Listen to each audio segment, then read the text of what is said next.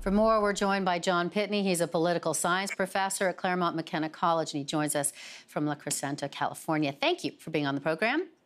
Thank you. So, quite the speech. Hard to know where to begin. I mean, we just ran a clip of him saying Trump is a symptom, not the cause. But then he systematically went through literally everything that the White House has done, that Trump has done, attacking it piece by piece. What were your thoughts?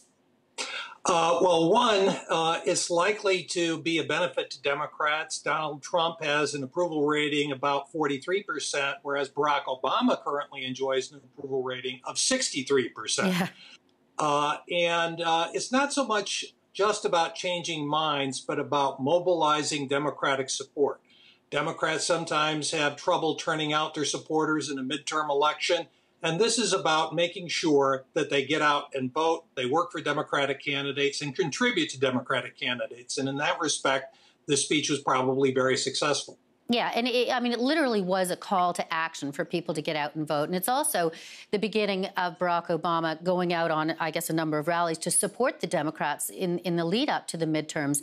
How powerful is it for a former president to come out like this, not only obviously backing the Democrats, which is expected, but to do this now in advance of this midterm?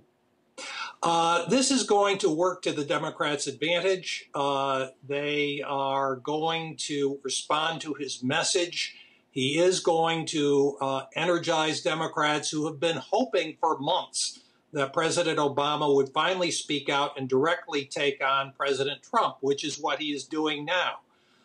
So this is a electric moment for Democrats. They're going to be very pleased with this. And again, it's not going to shift people from the Republican column to the Democratic column, but it will help make sure that the Democratic support is there in November.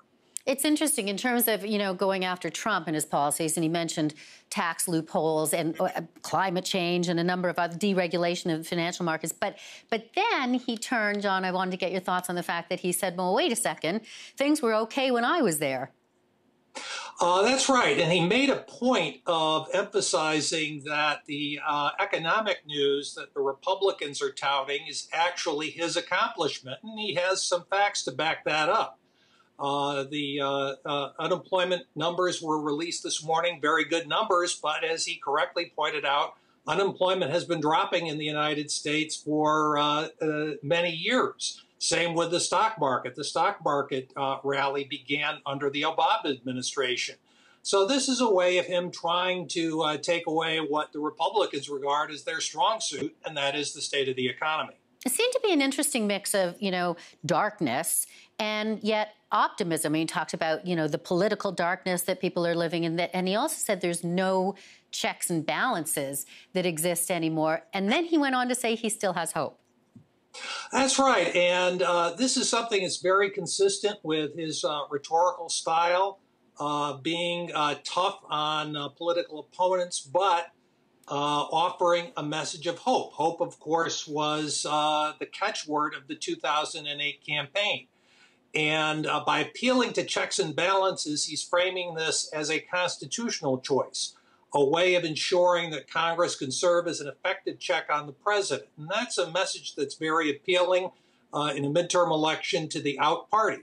Whereas the Republicans are in a state where they're not entirely happy with the way the president's going, but they're outnumbered. In this call to action, is there a risk with this speech that it could, I guess, become a war, even a Twitter war with the president, who we know doesn't take criticism well? That's right. And it's very likely that President Trump is going to respond to this speech, and that will energize his core supporters. But when it comes to the November election, the Democrats have an advantage. The polls show that the electorate is trending in their direction. And when you get to the comparison between the two presidents, again, Barack Obama's at 63%, whereas Donald Trump is about 43%. That's a fight the Democrats are eager to have. We'll be watching it closely. Interesting time to come. Thank you, John. Appreciate your time. Thank you.